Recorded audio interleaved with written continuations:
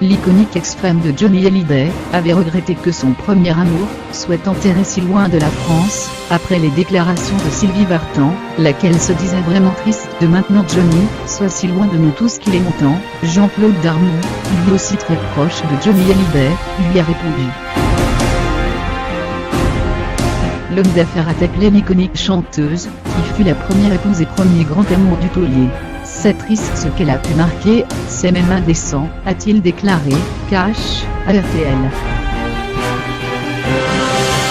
Pour lui, la volonté de Johnny reste, celle de Johnny est justement, s'il voulait venir à Saint-Barth, c'est pour avoir cette espèce de solitude, dont il avait peut-être besoin, parce que toute sa vie a été un tumulte, et peut-être c'était une nécessité pour lui de se sentir, comme ça un peu isolé à la manière de Jacques Brel.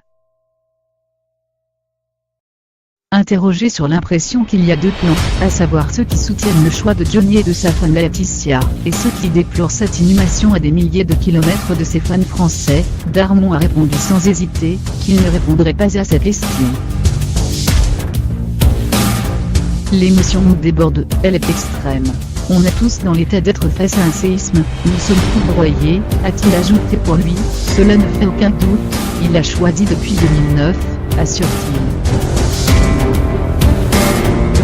Lorsque l'on était à Saint-Barth, systématiquement en passant devant le cimetière, il disait c'est là que je veux être enterré, c'était une phrase comme ça, mais c'est vrai que c'est à sa volonté.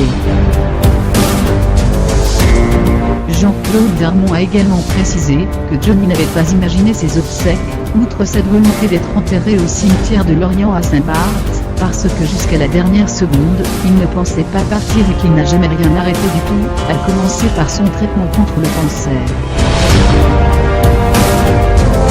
L'inhumation va se dérouler comme il a toujours aimé, c'est-à-dire avec simplicité, avec beaucoup de respect et de sincérité, pas d'esbrouf, a précisé son fidèle ami, qui y assistera.